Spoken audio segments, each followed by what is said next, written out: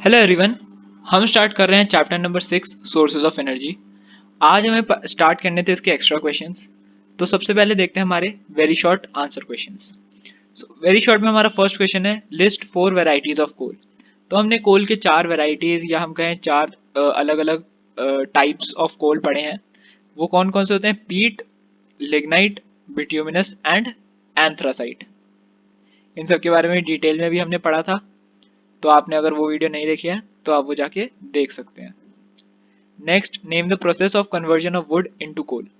तो वुड का conversion into coal को हम कार्बनाइजेशन कहते हैं। जो डेड प्लांट और एनिमल, जो डेड प्लांट्स होते हैं, एनिमल्स नहीं, जो डेड प्लांट्स होते हैं, जब वो हाई प्रेशर और हीट पे जब वो कोल में कन्वर्ट होते हैं उसे भी, उस प्रोसेस को भी हम कार्बनाइजेशन कहते हैं। और जब वुड जो है वो कन्वर्ट होती है कोल में अंडर सिमिलर कंडीशंस, उसे भी हम कार्बनाइजेशन कहते हैं। Next, mention the temperature at which destructive distillation is done. तो डिस्ट्रक्टिव डिस्टिलेशन होती है at a temperature of 1000 degree Celsius. Next, which form of carbon is purest. Carbon की कौन सी फॉर्म प्योरेस्ट होती है? तो the answer will B Coke. Coke क्या है? कोल का एक पार्ट है। जब हम कोल की डिस्ट्रक्टिव डिस्टिलेशन करते हैं तो जो उसमें सॉलिड सब्सटेंस हमें मिलता है वो कोक है। और कोक ऐसी फॉर्म है कार्बन की जो सबसे प्योर होती है। मतलब ये कोल, गैस, कोल तार, पेट्रोलियम, पेट्रोल, डीजल, इन सबसे ज्यादा प्योर होती है coke. Next, which gas is produced when coal is burnt in air. तो जब हम कोल को एयर में बर्न करते हैं तो हमें कार्बन डाइऑक्साइड गैस मिलती है।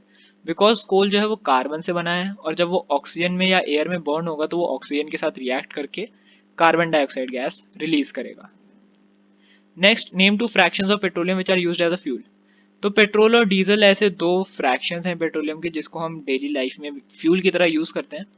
बाकी जो चीजें उनको हम ज्यादातर फ्यूल की तरह यूज नहीं करते, क्योंकि फ्यूल क्या होता है कि जब जब हम चीज बर्न कर रहे हैं तब वो हमें एनर्जी दे रहा है। और चीजें होती हैं जैसे paraffin wax, it is use for making Vaseline और अदर ऑइंटमेंट्स। तो उसमें हम उसे बर्न नहीं कर रहे, तो हम उसे एज अ फ्यूल कंसिडर नहीं करेंगे। वो एक फ्रैक्शन है पेट्रोलियम का, लेकिन फ्यूल की तरह हम उसको इतना यूज नहीं कर रहे। Next, write the full form of LPG. तो एलपीजी की फुल फॉर्म हमें पता है, liquefied petroleum gas. Very easy. Next, can we use all natural resources forever. क्या हम सारे नेचुरल रिसोर्सेज को हमेशा के लिए यूज कर सकते हैं? तो our answer will be no. हम सारे के सारे नेचुरल रिसोर्स को हमेशा के लिए यूज नहीं कर सकते। एक टाइम बाद वो खत्म हो जाएंगे। यहाँ पे हम इनएग्जॉस्टेबल रिसोर्सेज की बात कर रहे हैं। सॉरी, यहाँ पे हम एग्जॉस्टेबल रिसोर्स की बात कर रहे हैं। नॉन रिन्यूएबल रिसोर्सेज जो हैं वो एक टाइम के बाद खत्म हो जाएंगे, वो फॉरएवर के लिए नहीं है हमारे पास। Next, what kind of pollution is caused by burning of fossil fuels. Fossil fuels के बर्न होने पे किस तरीके का पॉल्यूशन क्रिएट होता है? So our answer will be air pollution. Air में पॉइजनस गैसेस जाती हैं तो it will create air pollution. अगर आपको इस वाले क्वेश्चन में थोड़ी सी कंफ्यूजन हो रही है, जैसे अगर मेरे को भी लग रहा है कि आपको कंफ्यूजन हो रही होगी कि जो नॉन एग्जॉस्टेबल इनएग्जॉस्टेबल रिसोर्सेज हैं, जैसे कि जो रिन्यूएबल सोर्सेज हैं जैसे सोलर एनर्जी, विंड एनर्जी, तो अगर वो उनका पर्टिकुलर आपसे पूछा जाए कि will solar energy last for ever, तो उसमें आप आंसर यस लिख सकते हैं कि सोलर एनर्जी जो है, विंड एनर्जी जो है, ये फॉर एवर मूव करती रहेंगी अंटिल ह्यूमन सिविलाइजेशन। मतलब जब जब तक ह्यूमंस वगैरह हैं इस अर्थ पे, तब तक सोलर एनर्जी का हम यूज कर सकते हैं। मतलब जब तक सन है, जब तक हमारे पास टेक्नोलॉजी है इन सबकी, हम उसका यूज फॉर एवर कर सकते हैं। Next, give some example of renewable and non renewable sources of energy. तो रिन्यूएबल एनर्जी के एग्जांपल हो जाएंगे water energy, wind energy, solar energy. And non renewable के एग्जांपल हो जाएंगे coal, petroleum and natural gas. Very short के बाद हमारे आते हैं short answer questions. Define fossil fuels and give examples. तो फॉसिल फ्यूल्स क्या होते हैं? Natural fuels that are made up by burial of living organism under deep down the earth for a long period of time। क्या मतलब हुआ इसका? वो naturally जो फ्यूल्स बनते हैं किससे? डेड, मतलब जो लिविंग ऑर्गेनिज्म है जब वो बरी हो जाते हैं ग्राउंड, जब वो मर जाते हैं तो वो ग्राउंड के नीचे चले जाते हैं। बहुत बहुत टाइम बाद, लॉन्ग पीरियड ऑफ टाइम में उनके ऊपर लेयर इकट्ठा हो रहती है अर्थ की, जिससे वो काफ़ी नीचे चले जाते हैं।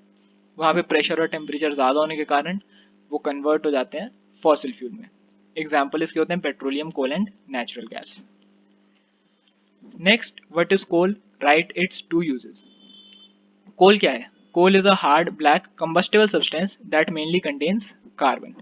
तो कोल क्या है? कोल एक हार्ड ब्लैक कंबस्टिबल सब्सटेंस है जिसमें कार्बन कंटेंट होता है, मतलब कार्बन होता है।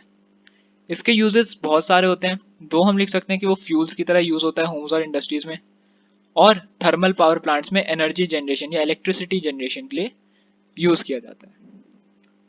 Third question, name the three constituents of petroleum and right there uses. तो कॉन्स्टिट्यूएंट्स, तीन कॉन्स्टिट्यूएंट्स पेट्रोलियम के, तो हम क्या लिख सकते हैं? पेट्रोल लिख सकते हैं, पैराफिन वैक्स एंड डीजल, और भी काफी सारे होते हैं, एस्फाल्ट होता है, फ्यूल ऑयल होता है, काफी सारे होते हैं, हम कुछ भी लिख सकते हैं, रेजिडुअल ऑयल, ल्यूब्रिकेशन वगैरह के लिए जो अलग अलग हमने कॉन्स्टिट्यूएंट्स पढ़े थे, उनमें से कोई भी लिख सकते हैं। मैंने ये तीन मोस्ट इजी लिखे हैं जिसको आप इजीली याद कर सकते हैं। एक होता है इसमें से पेट्रोल, फर्स्ट हमने लिखा। पेट्रोल का हम सबको पता है यूज कहाँ होता है? मोटर फ्यूल में, मतलब गाड़ियों वगैरह का जो फ्यूल डलता है उसमें ये यूज होता है, और ड्राई क्लीनिंग के पर्पसेस के लिए भी ये यूज किया जाता है। नेक्स्ट पैराफिन वैक्स है, ये ऑइंटमेंट्स बनाने में यूज होता है एंड कैंडल्स बनाने में यूज होता है। उसके बाद डीजल, डीजल जो है ये हैवी मोटर व्हीकल्स के लिए, पेट्रोल क्या था? लाइट मोटर व्हीकल, जैसे कार हो गई, स्कूटी हो गई, नॉर्मल जो व्हीकल्स होती हैं। एंड डीजल होता है हैवी मोटर व्हीकल्स के लिए, जो बड़ी बड़ी एसयूवीज होती हैं और ट्रक्स होते हैं, बसेस होती हैं, इन सब में डीजल यूज होता है, मतलब जहाँ पे ज़्यादा एनर्जी रिक्वायरमेंट है। इसके अलावा ये इलेक्ट्रिकल जनरेटर्स, जो बहुत बड़े बड़े इलेक्ट्रिकल जनरेटर्स होते हैं, उनमें भी हाई पावर की ज़रूरत होती है, और उसमें भी हम डीजल का यूज़ करते हैं। Fourth question, define the term petrochemicals. तो पेट्रोकेमिकल्स वो सब्सटेंस होते हैं, petrochemicals are the substance obtained from petroleum and natural gas. मतलब पेट्रोकेमिकल्स वो सब्सटेंस होते हैं जो पेट्रोलियम से या नेचुरल गैस से मिलते हैं, और इनका यूज होता है मैन्युफैक्चर ऑफ डिटर्जेंट्स, डिटर्जेंट्स बनाने में, फाइबर्स बनाने में अलग अलग तरीका के, पॉलीथीन्स बनाने में, एटसेट्रा। तो आपको इसके बारे में ज़्यादा अभी डिटेल में नहीं पढ़ना है, सिर्फ डेफिनेशन याद कर सकते हैं। पेट्रोकेमिकल्स वो सब्सटेंस हैं जो पेट्रोलियम और नेचुरल गैस से हमें ऑब्टेन होते हैं, हमें मिलते हैं, और इनका यूज़ डिटर्जेंट्स में, फाइबर्स में, पॉलीथीन्स में किया जाता है। Next fifth question, what is CNG, what are its uses. तो सीएनजी क्या है? CNG is a short form of compressed natural gas. Compressed natural gas, नाम बता रहे हैं, नेचुरल गैस को जब हम कंप्रेस कर देते हैं तो वो सीएनजी बन जाता है, मतलब कंप्रेस्ड नेचुरल गैस बन जाता है। Natural gas stored under high pressure as CNG. तो मतलब जब नेचुरल गैस में हाई प्रेशर लगाएंगे, तो जब हम हाई प्रेशर लगाएंगे वो कंप्रेस हो जाएगा, और उसको हम कहेंगे सीएनजी। सीएनजी जो होता है, it is use for power generation, power generation के लिए यूज होता है, और it is now being used as a fuel for transport vehicles. मतलब अभी कुछ टाइम पहले से ही, ज्यादा पुराना नहीं है, सीएनजी व्हीकल्स अभी से ही, अगर हम अपनी बात करें तो I think 6-7 years ago CNG का यूज होना स्टार्ट हुआ था गाड़ियों में। पहले सिर्फ पेट्रोल और डीजल पे चलती थी, अब सीएनजी भी इंट्रोड्यूस हो गया है। 6-7 साल तो नहीं, उससे भी पहले से, लेकिन रिसेंटली, अगर हम नॉर्मली बोलें तो रिसेंटली स्टार्ट हुआ है। ठीक है, व्हीकल्स वगैरह में भी यूज करा जाता है उसका, और आजकल तो हर व्हीकल में सीएनजी अवेलेबल होता है एज एन ऑल्टरनेटिव, पेट्रोलियम की जगह सीएनजी यूज होता है, क्योंकि ये लेस पॉल्यूशन करता है, create less pollution. It is a cleaner fuel, ये एक क्लीन फ्यूल है। नेक्स्ट, एक्सप्लेन अबाउट कोल तार। कोल तार क्या है? कोल तार जो है, ये एक प्रोडक्ट है जो डिस्ट्रक्टिव डिस्टिलेशन से मिलता है ऑफ कोल। जब हम कोल का डिस्ट्रक्टिव डिस्टिलेशन करते हैं, जो लिक्विड कंपोनेंट होता है वो होता है coal tar. It is produced when the gases are evolve due to heating of coal in water. तो जब हम कोल को वाटर में हीट करते हैं, तो जो गैसेस निकलती हैं वो वाटर के साथ मिक्स होके एक थिक विस्कस लिक्विड, मतलब एक गाढ़ा सा ब्लैक कलर्ड लिक्विड बनाती हैं।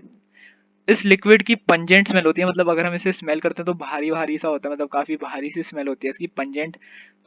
और बेसिकली कहें तो दम घुटता है जैसी स्मेल में, बहुत ही अजीब सी smell. It is itself a mixture of many compounds, और ये जो कोलदार होता है ये खुद काफी सारे कंपाउंड्स का मिक्सचर होता है। ठीक है, दिस इज कॉल्ड कोलतार। उसके बाद हमारे स्टार्ट होता है long answer question. The burning of fossil fuels cause air pollution, explain. तो जो फॉसिल फ्यूल्स जब बर्न होते हैं तो काफी ज्यादा एयर पॉल्यूशन प्रोड्यूस होता है। Burning of fossil fuels cause a lot of air pollution. The burning of coal produces gases like, यहाँ पे शायद थोड़ा सा पेज ब्लर हो रहा है। Burning of coal produces gases like carbon dioxide, carbon dioxide produce होती है, कार्बन मोनोऑक्साइड प्रोड्यूस होती है, सल्फर डाइऑक्साइड प्रोड्यूस होती है, और एसेट्रा हार्मफुल गैसेस जो अनडिजायरेबल क्लाइमेटिक चेंजेस लाती है। अनडिजायरेबल क्लाइमेटिक चेंजेस का मतलब हुआ कि अगर कार्बन डाइऑक्साइड बढ़ जाता है तो ग्लोबल वार्मिंग हो जाती है, टेम्परेचर में राइज हो जाता है बहुत ज़्यादा। कार्बन मोनोऑक्साइड पॉइजनस गैस है। सल्फर डाइऑक्साइड एक ऐसी गैस है जो एक्सेस में क्लाउड्स के साथ मिक्स होके एसिड रेन मतलब नॉर्मल रेन को एसिडिक बना के एसिड रेन की फॉर्म में वो नीचे गिरती है। और एसिड रेन के काफ़ी सारे हार्मफुल इफेक्ट्स होते हैं कि वो मॉन्यूमेंट्स वगैरह को ख़राब कर देती है, जो वाटर के अंदर जो फिशेस वगैरह रह रही हैं, जो एक्वेटिक लाइफ है उसके लिए हार्मफुल होती है। उसके अलावा burning of petrol in automobiles, जब हम पेट्रोल को जलाते हैं ऑटोमोबाइल्स में, जब यूज़ करते हैं उसका, तो वो भी कार्बन डाइऑक्साइड प्रोड्यूस करता है, अनबर्न्ट कार्बन पार्टिकल्स रिलीज करता है जो सीधा एयर में चले जाते हैं।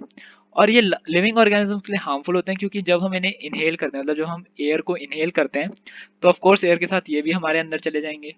और जब ये अंदर जाएंगे तो ये ब्रीदिंग प्रॉब्लम भी क्रिएट करते हैं। और जब ये स्किन पे लगेंगे तो ये स्किन डिजीजेस भी कॉज करेंगे। ठीक है, तो हमने इसके क्या क्या इफेक्ट्स पढ़े, तीन बेसिकली यहाँ पे हमने तीन इफेक्ट पढ़ लिए। एक तो लिविंग ऑर्गेनिज्म में ब्रीदिंग प्रॉब्लम्स होती हैं, एक स्किन डिजीजेस हो जाती हैं, ग्लोबल वार्मिंग हो सकती है, एसिड रेन हो सकती है, मतलब अलग अलग क्लाइमेटिक चेंजेस आ सकते हैं। So these are all the harmful effects of burning fuels in excess में अगर हम बर्न करें। उसके बाद write a short note on petroleum, ये थोड़ा सा इंपॉर्टेंट क्वेश्चन है। Petroleum is a liquid fuel also known as crude oil. Petroleum एक लिक्विड फ्यूल है जिसे हम क्रूड ऑयल कहते हैं, रॉक ऑयल कहते हैं, ब्लैक गोल्ड कहते हैं, लिक्विड गोल्ड कहते हैं। इसमें से कुछ भी आता है कि liquid gold is known as petroleum, black gold is known as petroleum, rock oil is known as petroleum, crude oil is known as petroleum. तो इसके पेट्रोलियम के अलावा चार अलग अलग नाम है, वो आप याद कर सकते हैं। It is found trapped between the layers of impervious rocks. ये कहाँ बनता है? दो इम्परवियस रॉक्स की लेयर्स के बीच में। जब भी एक क्वेश्चन आता है मैं हमेशा यही डायग्राम ऐसे बनाता हूँ क्योंकि ये काफ़ी बेसिक है। यहाँ पे इम्परवियस रॉक्स की लेयर, यहाँ पे इम्परवियस रॉक्स की लेयर, यहाँ पे नीचे पानी होता है थोड़ा सा जो हम डालते हैं ज़्यादातर, कभी कभी सॉल्ट वाटर हम डाल देते हैं, नहीं तो वो पहले से प्रेजेंट होता है। उसके ऊपर तैर रहा होता है कोल, और कोल के ऊपर प्रेजेंट होती है नेचुरल गैस। ठीक है, इट इज फाउंड बाय, अब ये बनता कैसे है? पाया तो हमने देख लिया, यहाँ जाता है दो इम्परवियस रॉक्स के बीच में पाया जाता है। पानी तो हम डाल देते हैं, अगर नहीं मिलता तो पानी एक्सेस में हम डाल देते हैं ताकि जो पेट्रोल है, ये पेट्रोलियम है, ये ऊपर आ जाए।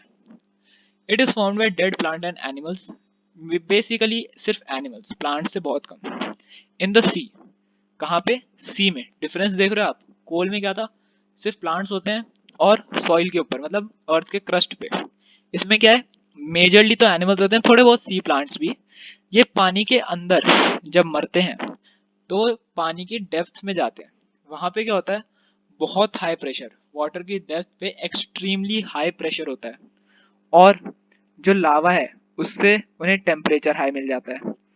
इससे क्या होता है? यहाँ पे भी जियोग्राफिक ये क्या कहते हैं, जियोलॉजिकल एक्शंस होते हैं, उसके ऊपर चेंजेस आते हैं टेम्परेचर और प्रेशर में, जिससे ये फॉसिल्स भी पेट्रोलियम में चेंज हो जाते हैं। It is dark coloured viscous oil, ये क्या है? एक डार्क कलर्ड का बहुत ही गाढ़ा सा तेल है।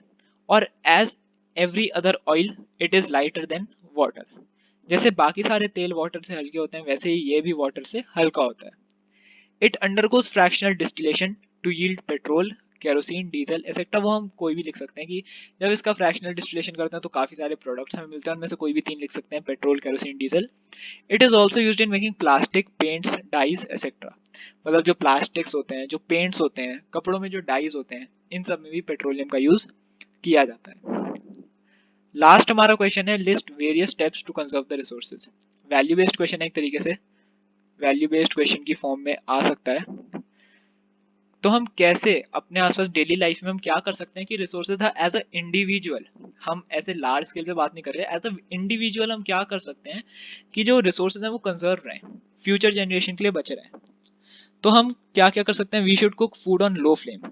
अगर हम लो फ्लेम में मंदी आंच पे खाने को पकाएंगे तो क्या होगा? गैस जो है वो कम वेस्ट होगी, खाना भले ही देर में पकेगा कोई बात नहीं, रिसोर्सेज सेव होंगे।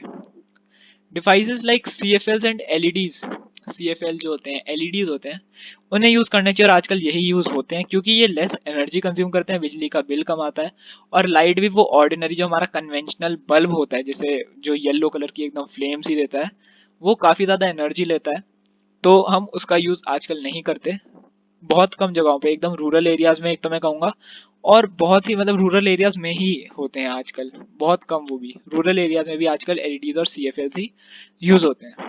और ये इन्हें ही यूज हमें करना चाहिए, क्योंकि एनर्जी कंज्यूम कम करते हैं, मतलब कम एनर्जी कंज्यूम करते हैं और लाइट भी ज्यादा देते हैं। नेक्स्ट, पब्लिक ट्रांसपोर्ट का यूज शुड बी इंकरेज्ड। अब पब्लिक ट्रांसपोर्ट होगा तो क्या होगा, एक ही बस में इतने सारे लोग बैठे हैं, अब मान लो अगर वो लोग बस में नहीं बैठे होते, अपनी अपनी गाड़ियों में जा रहे होते, तो कितना फ्यूल वेस्ट होता है ना।